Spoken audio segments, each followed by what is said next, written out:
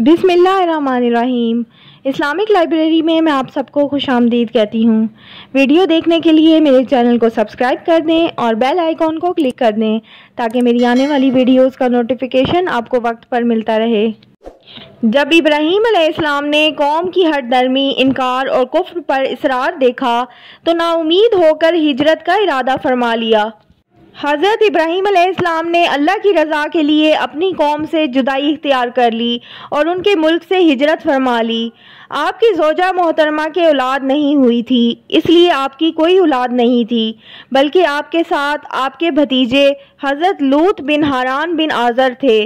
बाद में अल्लाह ताला ने आपको भी नेक औलाद अता फरमाई और नबूवत व किताब आपकी नस्ल में मुकर्रर फरमा दी, यानी आपके बाद मबूस होने वाले हर नबी आप ही की औलाद से था और आपके बाद नाजिल होने वाली हर किताब आपकी नस्ल के किसी फर्द पर ही नाजिल हुई। ये आपको अल्लाह की तरफ से इनाम मिला क्योंकि आपने उसकी रज़ा के लिए अपने वतन, ख़ानदान और कबीले को छोड़ दिया था और हिजरत करके उस मकाम पर तशरीफ़ ले गए थे जहां आप अपने रब की इबादत कर सकते थे और लोगों को उसकी तरफ बुला सकते थे।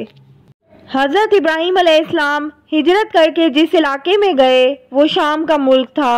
उसके बारे में अल्लाह ताला ने फरमाया है, उस ज़मीन की तरफ निकाला जिसमें हमने जहान वालों के लिए बरकत रखी है। हज़रत अबी बिन काब रज़ी अल्लाह अन्हु, कतादा रहमतुल्लाह अलैह और दीगर हजरात ने यही फरमाया है, जबकि हज़रत अब्दुल्ला बिन अब्बास रज़ी अल्लाह अन्हुमा की राय ये है कि बरकत वाली ज़मीन से मुराद मक्का मुकरमा है, क्योंकि अल्लाह ताला का इरशाद है सूरह आले इमरान में अल्लाह ताला फरमाते हैं, पहला घर जो लोगों की इबादत करने के लिए मुकर्रर किया गया था वही है जो मक्के में है, बाबरकत और जहान वालों के लिए हिदायत है। हज़रत अबू हुरैरा रज़ी अल्लाह अन्हु से रिवायत है, उन्होंने फरमाया, हज़रत इब्राहीम अलैहिस्सलाम ने 3 मौके के सिवा कभी झूठ नहीं कहा। उनमें से 2 अल्लाह के लिए थे जिनसे अल्लाह के दीन यानी तौहीद की हकानियत साबित करना मकसूद था। एक आपका ये फरमाना मैं बीमार हूँ और ये फरमाना ये काम उनके उस बड़े सरदार बुत ने किया है। तीसरा वाक़या ये है कि एक दिन हज़रत इब्राहीम अलैहिस्सलाम और हज़रत सारा अलैहिस्सलाम सफ़र में थे कि एक जालिम बादशाह के शहर मिस्र से गुज़र हुआ। उसे बताया गया यहाँ एक मर्द आया है जिसके साथ एक हसीन तरीन खातून है। उसने आपको बुला भेजा और पूछा, ये औरत कौन है? आपने फरमाया, मेरी बहन है। आपने सारा अलैहिस्सलाम के पास जाकर फरमाया, सारा रूए ज़मीन पर मेरे और तेरे सिवा कोई मोमिन मौजूद नहीं। उसने मुझसे पूछा था तो मैंने उसे बताया कि तू मेरी बहन है, अब मेरी बात झुटला न देना। बादशाह ने सारा अलैहिस्सलाम को तलब कर लिया। जब आप उसके सामने पेश हुई तो उसने हाथ बढ़ाकर आपको छूना चाहा तो उसे पकड़ लिया गया, यानी हरकत ना कर सका। उसने कहा, मेरे लिए अल्लाह से दुआ कर, मैं तुझे तकलीफ़ नहीं पहुंचाऊंगा। उन्होंने दुआ की तो वो ठीक हो गया। उसने फिर आपको छूना चाहा तो पहले से ज़्यादा सख्त गिरफ्त में आ गया। उसने फिर कहा, मेरे लिए अल्लाह से दुआ कीजिए, मैं आपको तंग नहीं करूँगा। आपने दुआ की तो वो ठीक हो गया। तब उसने अपने एक दरबान को बुलाकर कहा, तुम मेरे पास कोई इंसान नहीं लाए, तुम तो कोई जिन पकड़ लाए हो। उसने उनकी खिदमत के लिए हज़रत हाजरा अलैहिस्सलाम को पेश कर दिया। जब सैयदा सारा अलैहिस्सलाम वापस आई तो हज़रत इब्राहीम अलैहिस्सलाम खड़े नमाज पढ़ रहे थे। उन्होंने इशारे से पूछा, क्या हुआ? हज़रत सारा अलैहिस्सलाम ने फरमाया, अल्लाह ताला ने काफिर की साजिश को नाकाम कर दिया और खिदमत के लिए हाजरा अलैहिस्सलाम दे दी।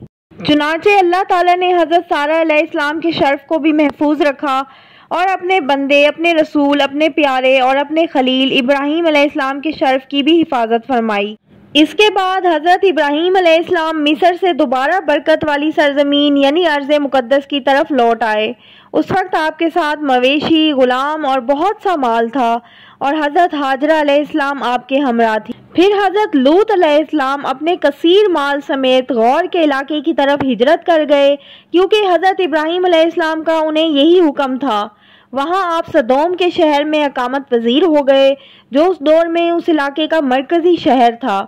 यहाँ के बाशिंदे काफिर, बदकार और शरीर थे। اللہ تعالیٰ نے حضرت ابراہیم علیہ السلام پر وحی نازل فرمائی تو آپ نے اللہ کے حکم سے نظر اٹھا کر شمال، جنوب، مشرق اور مغرب کی طرف دیکھا۔